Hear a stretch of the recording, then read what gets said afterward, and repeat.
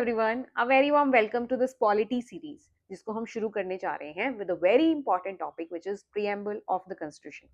UPSC has asked in its previous years many questions directly or indirectly from this very short but powerful topic, that is preamble of the constitution.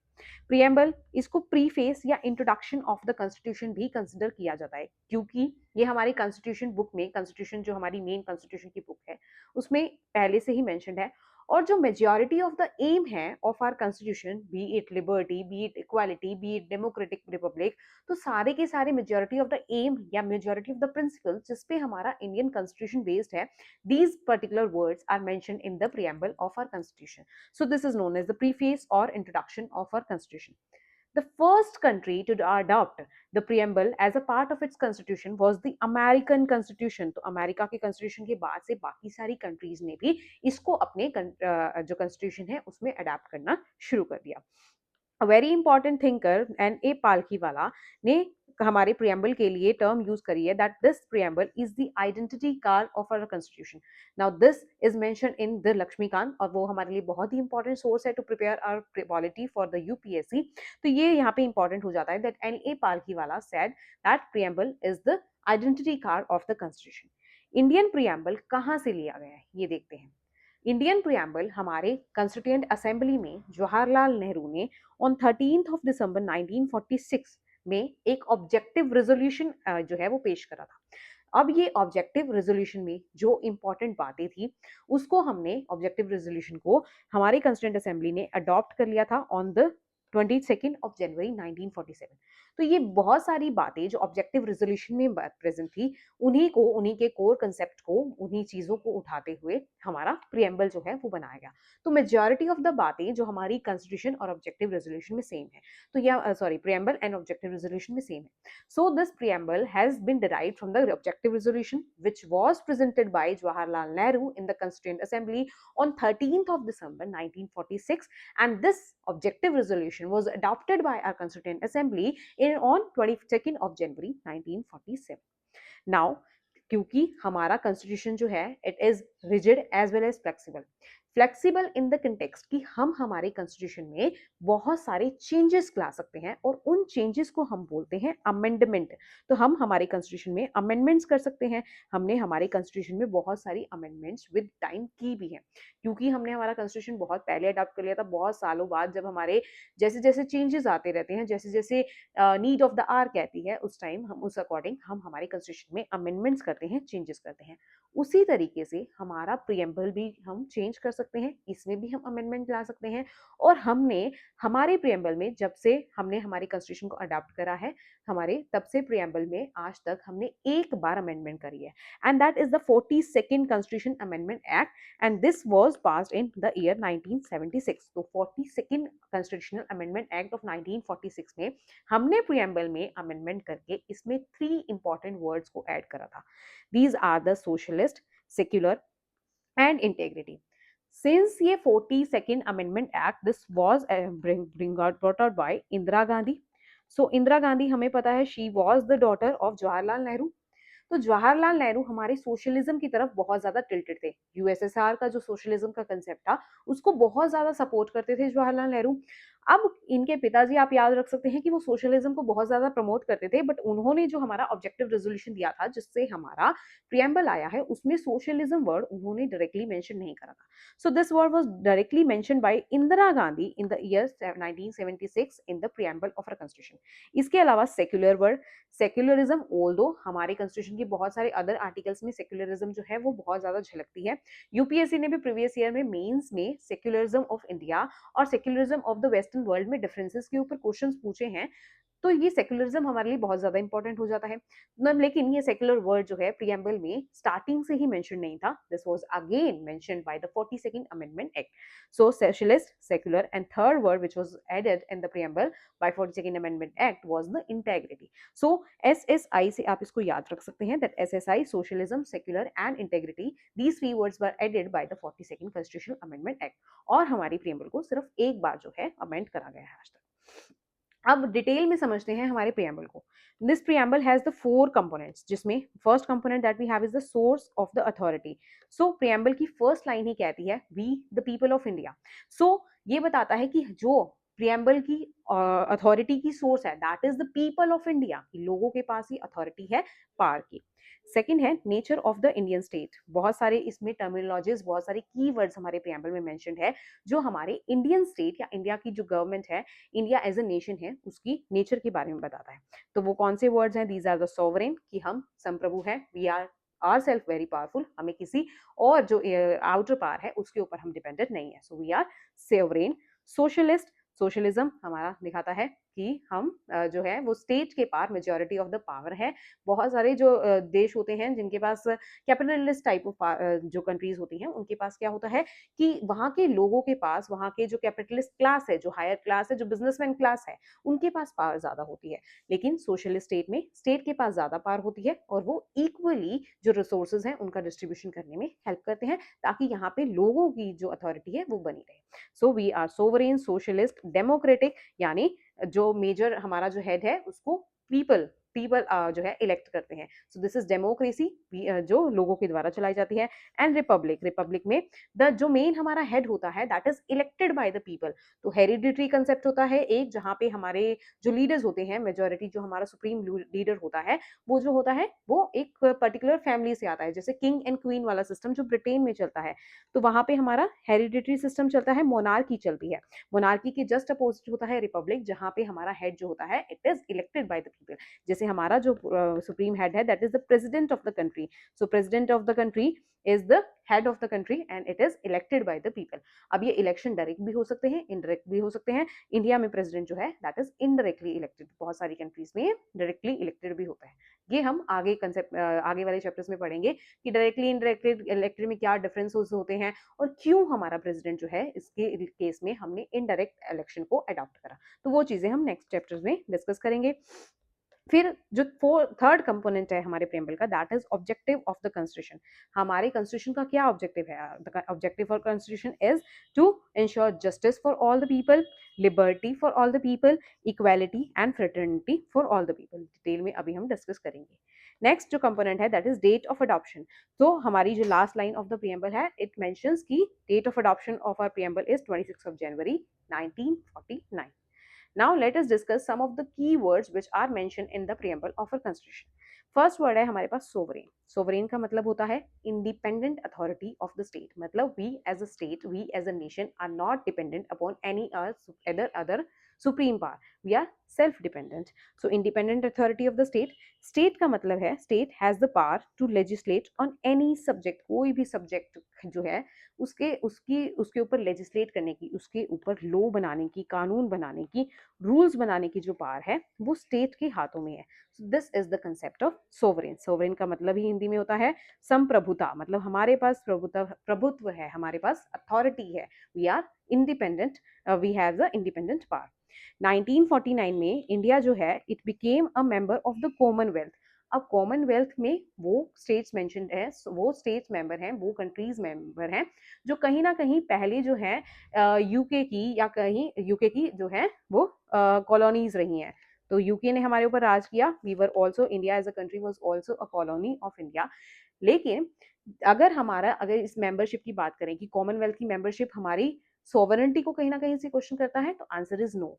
तो क्योंकि जवाहरलाल नेहरू ने कहा था that Commonwealth का nation होना is agreement to be free will to be terminated by the free will.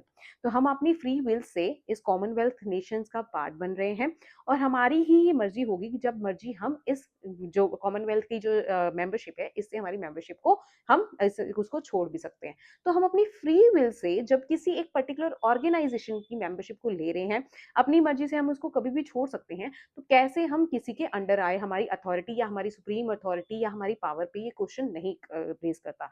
So we as a member of Commonwealth ये हमारी sovereignty को भी कहीं से भी क्वेश्चन नहीं करता।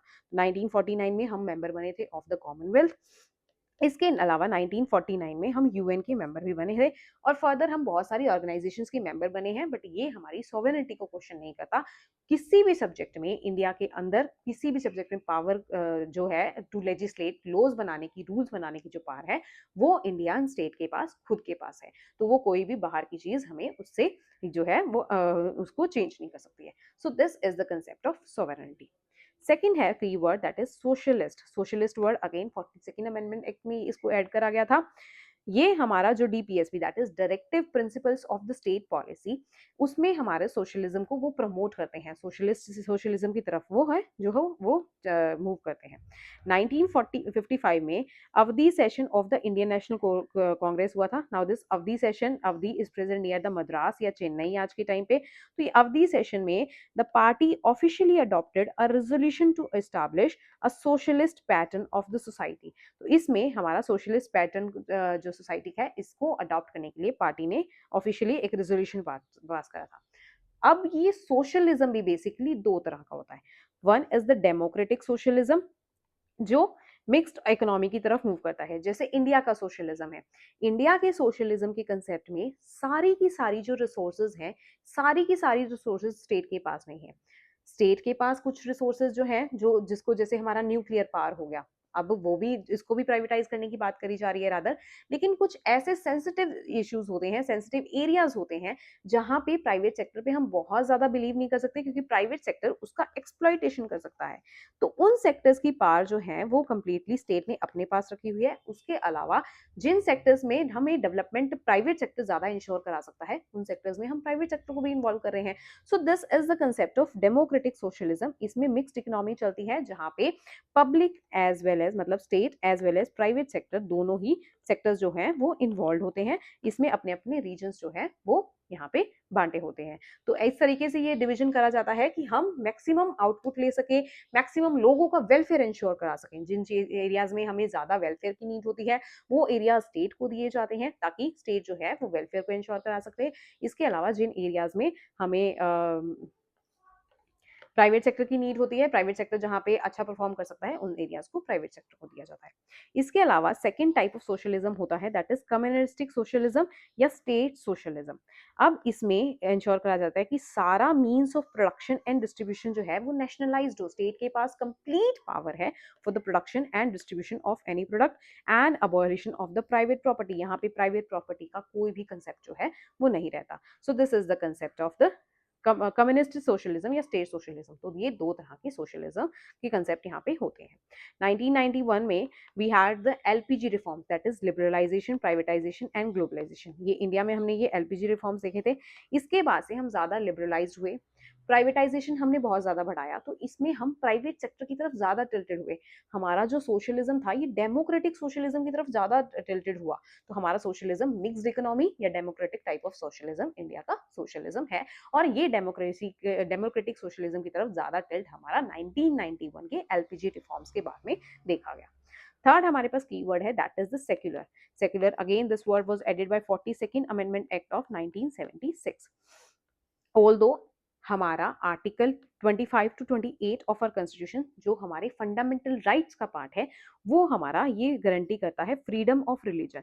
तो वो बेसिकली हमारी सेक्युलरिज्म की बात इनडायरेक्टली हमारा आर्टिकल 25 टू 28 करता ही है। तो इंडियन फॉर्म ऑफ सेक्युलरिज्म की बात करते हैं। यूपीएससी ने प्रीवियस ईयर्स में हमारे मेंस में 2 बार क्वेश्चन पूछा हुआ है regarding the difference between the Indian form of secularism and the western form of secularism. तो वो बात करते हैं, इंडियन फॉर्म ऑफ सेक्युलरिज्म की बात करते हैं। इंडिया में पॉजिटिव सेक्युलरिज्म का कंसेप्ट चलता है। अब ये पॉजिटिव सेक्युलरिज्म क्या होता है? In the positive form of secularism the state has no official religion of its own. बहुत सारी कंट्रीज आपने देखी होंगी जिनका एक खुद का ऑफिशियल रिलीजन होता है। जैसे ईरान इजराइल वॉर चल रही है, तो आप ईरान के बारे में आपने सुना होगा कि ईरान का अपना एक ऑफिशियल रिलीजन है। लेकिन इंडिया का as a positive secularism type of state, तो यहाँ पे अपना कोई एक स्टेट का कोई रिलीजन नहीं है। Second, this country which have positive secularism जैसे India, India treats every religion equally. हर एक रिलीजन को प्रमोट भी करता है इंडिया, जैसे हज यात्रा को इंडिया सपोर्ट करता है, बहुत सारे ऐसे रिलीजियस प्रोग्राम्स होते हैं जिसके लिए स्टेट फंडिंग प्रोवाइड करवाता है। सो ये हर एक रिलीजन को इक्वली ट्रीट करता है और हर एक रिलीजन को प्रमोट करने के लिए इक्वली उसकी उस एरिया में काम करता है। So this is the concept of the positive secularism. Now, based upon the idea of the Sarvadharam Sambhav, this form of secularism which is present in India it is based upon the idea of Sarvadharam Sambhav, that is equal respect for all the religions. Supreme court ने अपनी जजिंग्स में, अपनी different sorry judgements में बहुत अलग अलग time पे इस सेक्युलरिज्म को basic principle of the constitution declare करा है. So this is one of the basic principles of the constitution which is declared by the Supreme Court of India. की आर्टिकल्स जो सेक्युलरिज्म को प्रमोट करते हैं, दीज आर आर्टिकल 14, 15, 25 टू 28, ये तो directly freedom of religion की बात करते हैं. Article 29 to 30 cultural and educational right of minority की बात करते हैं. Article 44 which talks about the uniform civil code, ये भी जो है सेक्युलरिज्म की बात करता है, क्योंकि यूनिफॉर्म सिविल कोड का मतलब है कि ये इंश्योर कराया जाए कि हर एक एरिया में एक कॉमन लॉ जो है वो चले. अब हर एक रिलीजन के लिए कॉमन लॉ चलेगा. सो this is the concept of the secularism. ये सेक्युलरिज्म को बढ़ावा दे रहा है. आर्टिकल 14 राइट टू इक्वेलिटी की बात करता है. आर्टिकल 15 वेरियस ग्राउंड्स पे जो है वो इक्वेलिटी की बात करते हैं. तो ये इक्वेलिटी जो है ये अगेन ये सेक्युलरिज्म को प्रमोट करने का काम करता है.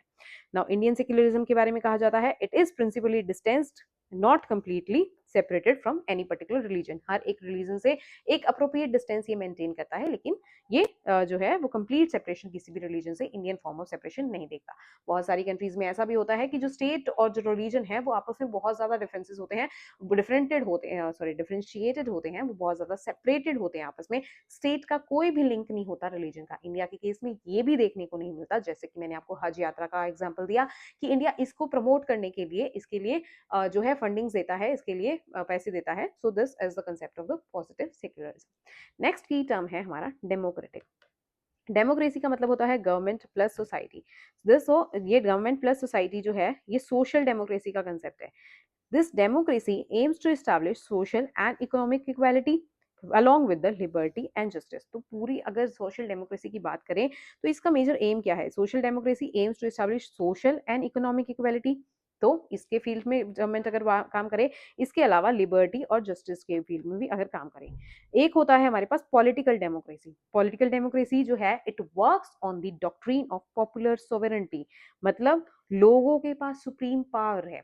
सुप्रीम पावर किस कंटेक्स्ट में है कि हमारे जो लीडर्स जो हमारे लिए लॉज बना रहे हैं, हमारे लॉज को इम्प्लीमेंट करवाने का काम करवा रहे हैं, तो वो जो लोग हैं उनको हमारे we the people of India है, we are electing those people for ourselves. तो this is the concept of, this is the doctrine of popular sovereignty. मतलब लोगों के पास ही सुप्रीम पावर है. Again this political democracy is of two different types, direct democracy, indirect democracy. India की अगर बात करें, इंडिया में बहुत ज्यादा पॉपुलेशन है, तो डायरेक्ट डेमोक्रेसी का हम प्रैक्टिस नहीं कर सकते. तो we have the indirect type of democracy. तो डायरेक्ट डेमोक्रेसी क्या होती है? जहाँ पे लोग जो है वो अपने आप से ही सारे डिसीजंस लेते हैं. तो ये ओनली सिर्फ पॉसिबल हो सकता है in the countries where we have the small population. तो देखते हैं कि डायरेक्ट डेमोक्रेसी क्या होती है. डायरेक्ट डेमोक्रेसी जहाँ लोग खुद से डिसीजन लेते हैं. अगेन इसके भी 4 डिफरेंट डिवाइसेस होते हैं डायरेक्ट डेमोक्रेसी के. One we have the referendum. Referendum में क्या होता है कि लोग अपने आप से कोई ना कोई लॉ जो है प्रपोज करते हैं. मतलब आपको अगर किसी एक पर्टिकुलर एरिया में कोई लॉ लाना है, तो लोग अपने आप से प्रपोज करेंगे, गवर्नमेंट को बताएंगे कि इस पर्टिकुलर एरिया पे आप लॉ बनाइए.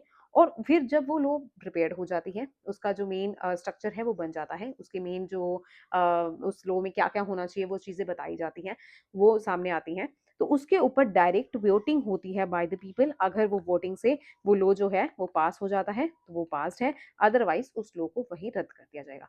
सो this is the case of the referendum, जहाँ पे लोग खुद से लेजिस्लेशन को प्रपोज कर रहे हैं एंड डायरेक्ट वोटिंग के थ्रू वो लेजिस्लेशन बन रहा है, वो लॉ बन रहा है. Second is the initiation.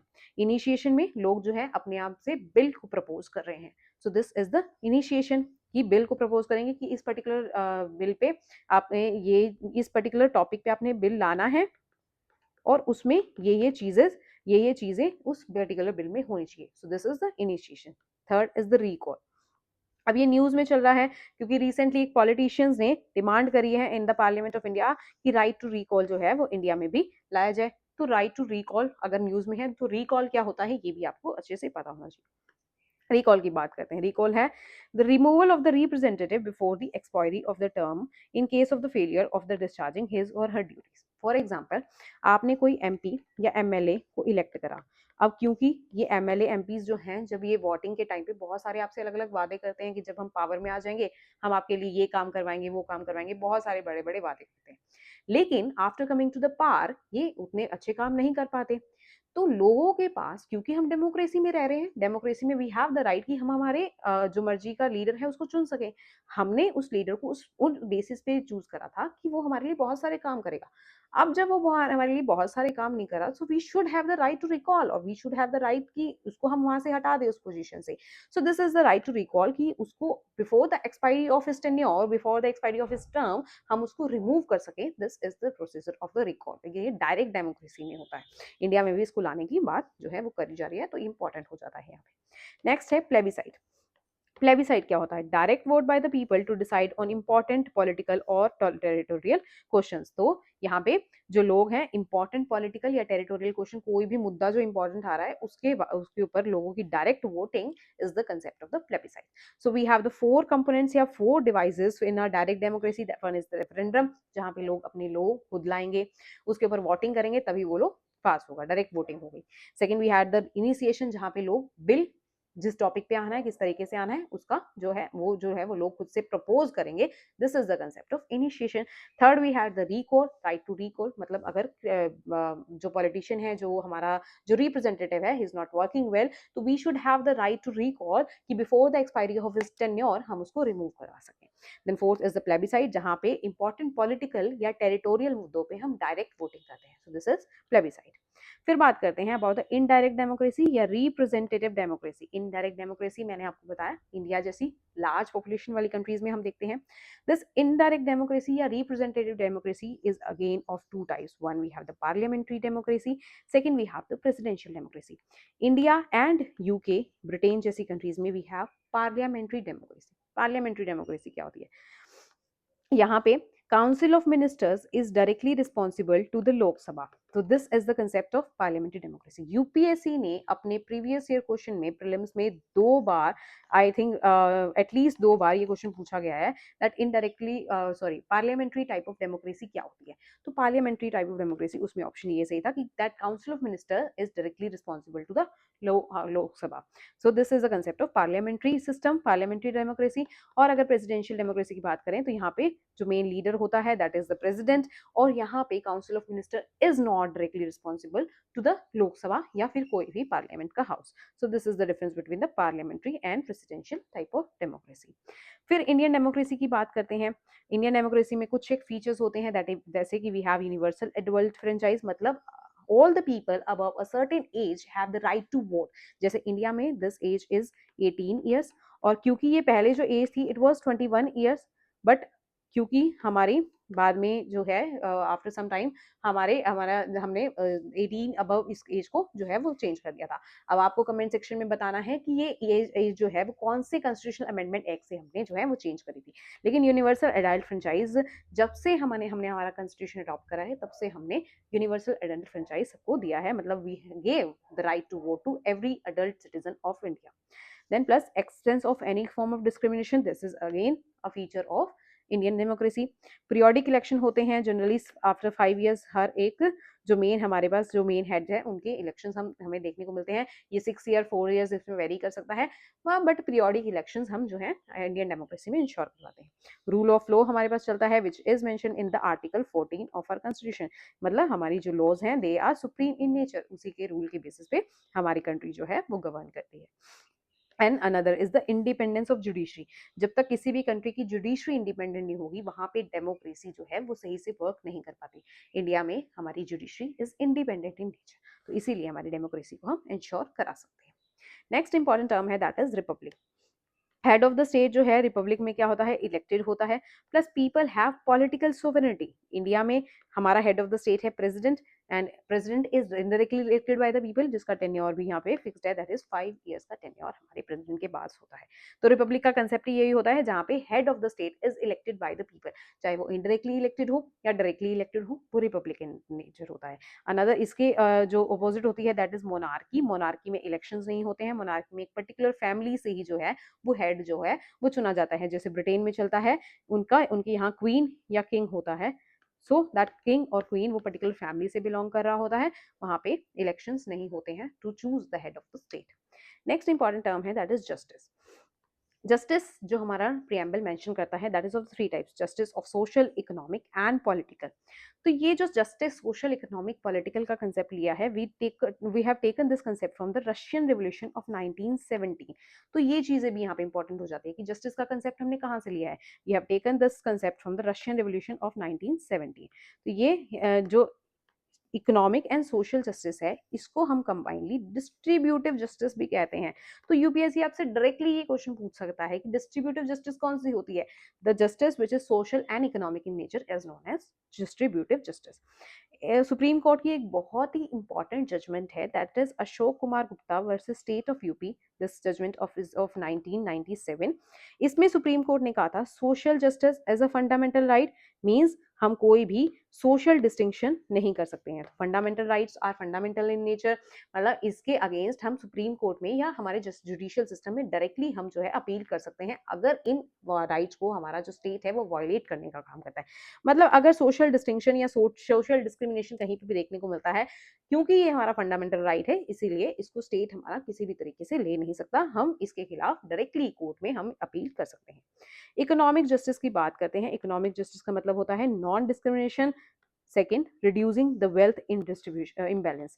तो लोगों के बीच में वेल्थ का जो इम्बैलेंस है, मतलब लोगों के पास अलग अलग टाइप की वेल्थ है, जो हमारा प्रियम्बल है ये कहता है कि since we have a welfare state, welfare state का काम होता है कि लोगों के वेलफेयर के लिए काम करना, और हमारे डीपीएसपीज ये भी यही कहते हैं। वन ऑफ द डीपीएसपीज भी हमारा बात करता है of reducing the wealth imbalance. उसी तरीके से प्रियम्बल भी जो है वो इकोनॉमिक जस्टिस को मेंटेन करने की बात करता है। इकोनॉमिक जस्टिस में यही आता है कि state will work in the direction जहां पे we will be able to reduce the wealth imbalance, मतलब हम ये इंश्योर करेंगे कि लोगों के पास जो बहुत ज्यादा गरीब लोग हैं और जो बहुत ज्यादा अमीर लोग हैं इनके बीच में हम डिफरेंस को कम करें। So this is the concept of the economic justice. Next we have the political justice. Political justice का मतलब होता है equal political rights and also equal access to all political office. हमारे पास पॉलिटिकल राइट्स इक्वल हो, हम equally हर एक पॉलिटिकल ऑफिस, हर एक जो पब्लिक प्लेस है उस पर हम इक्वली सब लोग जा सकें, उसमें हमारे पास कोई भी डिस्क्रिमिनेशन ना हो, that is the concept of political justice. Third, equal voice in the government. हर एक इंडिविजुअल चाहे वो किसी भी कास्ट, क्लास, क्रीड या सेक्स से बिलोंग करता है, वो उस पर्सन के पास इक्वल वॉइस होनी चाहिए, वो इक्वली हर एक पॉलिटिकल ऑफिस में खुद से जा सके। And third is equal political right हर एक इंडिविजुअल के पास होनी चाहिए। This is the political justice. तीन तरह की जस्टिस सिस्टम हमने पढ़ी। Next we have the liberty. Liberty का मतलब होता है कि हमारे पास किसी भी तरह की रिस्ट्रिक्शंस ना हो, किसी भी तरह की रिस्ट्रेंट्स ना हो। One, second, providing opportunities for the development of the individual personality. तो दो चीजों से जब भी अगर लिबर्टी का क्वेश्चन आपके मेंस में भी आ जाए, आप इसको दो चीजों से डिफाइन कर सकते हैं। ये दो चीजें आपने जरूर मेंशन करनी है, that absence of restrain plus providing the opportunities for the development of the individual personality. This is the concept of liberty. Liberty में हमारे पास कोई भी रोक टोक नहीं होनी चाहिए, we should have the freedom and we should have the opportunities for the development of individual personality. So this is liberty. अब our जो कॉन्स्टिट्यूशन या our preamble mentions 5 types of liberty, that is liberty of thought, expression, belief, faith and worship. So ये जो liberty है ये हमारी 5 तरह की लिबर्टी हमारे प्रियम्बल में मेंशन्ड है। Now this concept of poverty is not liberty is not absolute but qualified. इसका क्या मतलब है कि हर एक कंडीशंस में हमारे पास बिल्कुल खुली छूट नहीं है कि हम कुछ भी करते रहें। This is not the concept of liberty. इसमें क्या है, ये एब्सोल्यूट नहीं है हम कुछ भी करते रहें, वो यहाँ पे लिबर्टी का कंसेप्ट नहीं है। ये क्वालिफाइड है, मतलब कुछ एक रीजनेबल ग्राउंड्स पे आर स्टेट या जो हमारी गवर्नमेंट है वो हमारे पास रीजनेबल ग्राउंड्स पे रीजनेबल रिस्ट्रिक्शंस लगा सकती है फ्रॉम टाइम टू टाइम कि हम किन चीजों को करने से हमारी यहाँ पे मनाही है। तो ये लिबर्टी जो है वो एब्सोल्यूट नहीं है, क्वालिफाइड है। इस लाइन का मतलब है कि रीजनेबल टाइम्स पे रीजनेबल रिस्ट्रिक्शंस जो है वो लगाई जा सकती है कुछ एक कामों को करने के लिए by the Indian state. Part 3 of our constitution जिसमें हमारे फंडामेंटल राइट्स मेंशन है, उसका आर्टिकल 19 जो है वो भी हमें लिबर्टी देता है, freedom of speech and expressions देता है, वेरियस फ्रीडम देता है, freedom to travel anywhere, freedom to practise any profession. तो ये भी हमारी लिबर्टी होगी कि हम कुछ भी करें। प्लस इस फ्रीडम से क्या है, वी हैव द कैपेबिलिटी की अपॉर्चुनिटी मिलती है हमें to develop our individual personality. This is article 19। It is again related to the liberty of with liberty which is mentioned in the preamble of our constitution. Then article 25 to 28, again these are the religious right. हमारी religious restrictions को ये जो restrictions नहीं लगाती है, हमें religious freedom provide करवाता है। तो ये तीनों articles भी हमें जो है वो liberty की तरफ लेके जाते हैं। Next part 4 of our constitution which is DPSP या directive principle of state policy, इसका आर्टिकल 31C भी जो है ये लिबर्टी की तरफ काम करता है। फिर जो हमारा फंडामेंटल ड्यूटीज है which were added by 42nd constitutional amendment act, इसका आर्टिकल 51A, इसके सारे के सारे पार्ट्स ही कहीं ना कहीं लिबर्टी की तरफ जो है वो काम करते हैं। So this was the concept of liberty. Next जो टर्म हमारे प्रियम्बल में मेंशन है वो देखते हैं, दैट इज इक्वेलिटी। इक्वेलिटी, दो तरह की इक्वेलिटी हमारा प्रियम्बल जो है वो मेंशन करता है, which is equality of status end of opportunity. दो तरह की है कि इक्वेलिटी ऑफ द स्टेटस, हर एक का स्टेटस, हर एक इंडिविजुअल का स्टेटस और in the society is equal, and opportunity जो है हर एक इंडिविजुअल को सॉरी में जो है वो सेम मिलेगी। सो this is the concept of the equality. Equality of the status and opportunity, ये दो टाइप की इक्वेलिटी हमारे प्रियम्बल में मेंशन है। इक्वेलिटी का मतलब क्या होता है? इक्वेलिटी का मतलब होता है absence of any special privileges. किसी के पास भी कोई एक विशेषाधिकार नहीं होगा, कोई विशेष अधिकार नहीं होगा कि विशेष जो है स्पेशल जो है इनके पास प्रिविलेज नहीं होगी। That is the concept of equality. मतलब हर एक इंडिविजुअल इक्वल है। अगर किसी के पास एक स्पेशल पावर होगी, स्पेशल अधिकार होगा, स्पेशल राइट होगा, तो वो इंडिविजुअल जो है वो एक दूसरे इंडिविजुअल से खुद को ज्यादा सुपीरियर कंसिडर करेगा। और इंडिया का कंसेप्ट, इंडिया में क्योंकि हमारे डेमोक्रेसी है, इंडिया हमारे एज अ कंट्री सबको इक्वली ट्रीट करती है, तो इक्वालिटी का कंसेप्ट कहता है दैट किसी के पास भी कोई भी स्पेशल प्रिविलेज नहीं होगी, हर एक इंडिविजुअल हमारी गवर्नमेंट में, हमारी स्टेट में इक्वल कंसिडर किया जाएगा। थ्री सेंस ऑफ इक्वालिटी होती है बेसिकली। अगर हम इक्वालिटी को डिवाइड करें, first we have the civic equality. Civic equality का मतलब होता है every citizen is treated equally by the state and the law. This is civic equality. ये हमारा आर्टिकल नंबर 14, 15, 16, 17, 18, ये जो आर्टिकल्स हैं हमारी सिविक इक्वालिटी की तरफ काम करते हैं। जैसे हमारा इक्वालिटी, राइट टू इक्वालिटी हो गया, right to equality on various grounds हो गया, फिर टाइटल जो हमारे अबोलिशन ऑफ द टाइटल्स है, अबोलिशन ऑफ द अनटचेबिलिटी है, ये सब चीजें जो हैं हमारी एम्प्लॉयमेंट की जो अपॉर्चुनिटीज हैं उसमें भी हमें इक्वेलिटी मिलेगी। तो ये सारे एग्जांपल्स हैं of the civic equality. Political equality की बात करें, आर्टिकल 325 एंड आर्टिकल 326 की मतलब हर एक इंडिविजुअल को जो है वो इक्वली वोटिंग राइट्स मिलेंगे।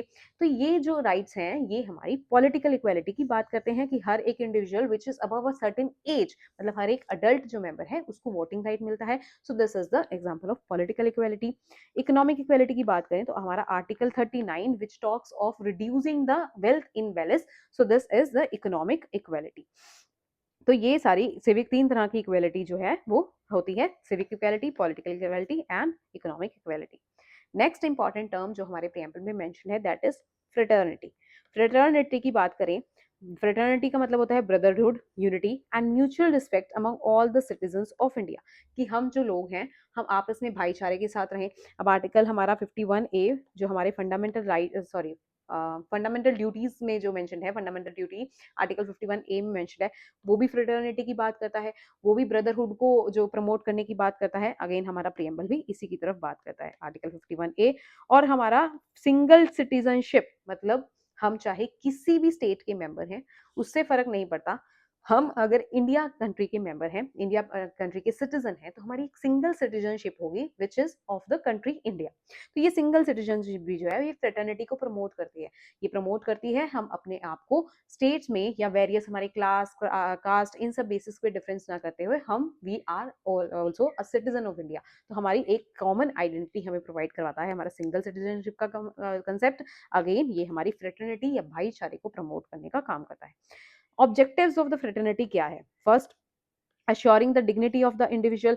इससे क्या है, लोगों में आपस में रिस्पेक्ट एंड वैल्यूज बढ़ेंगी, डिस्क्रिमिनेशन बिल्कुल नहीं होगा। और हमारे फंडामेंटल राइट्स भी हमारे डिस्क्रिमिनेशन को खत्म करने की बात करते हैं। तो इस तरीके से हम जो है we can ensure the dignity of the individual. Second objective क्या है, that is unity and integrity of the nation. क्योंकि हमारा नेशन की एक आइडेंटिटी, जैसे हमारा सिंगल सिटीजनशिप है, तो सिटीजनशिप क्या कहता है कि we are the citizen of India only. तो सिर्फ इससे क्या होता है, हमारी नेशनल यूनिटी बढ़ती है and it prevent social divisions and conflicts. तो हमारे इन सब चीज़ों को भी जो है हम प्रिवेंट कर सकते हैं, सोशल डिविजन और कन्फ्लिक्ट को। आर्टिकल 1 जो है it says that India is a union of states, की वेरियस जो हमारी स्टेट्स हैं उनको जोड़ने के बाद हमारा इंडिया एक कंट्री बना है। तो ये जो मेंशन वर्ड है, ये यूनियन ऑफ स्टेट, ये हमारी यूनिटी को प्रमोट करता है। यूनिटी किस तरह की, टेरिटोरियल एंड साइकोलॉजिकल, कि हमारी कंट्री जो है it is one territory, on psychological we are a member of one nation that is India. तो ये आर्टिकल 1 भी जो है ये हमारे फ्रेटर्निटी या भाईचारे की तरफ इसको प्रमोट करता है।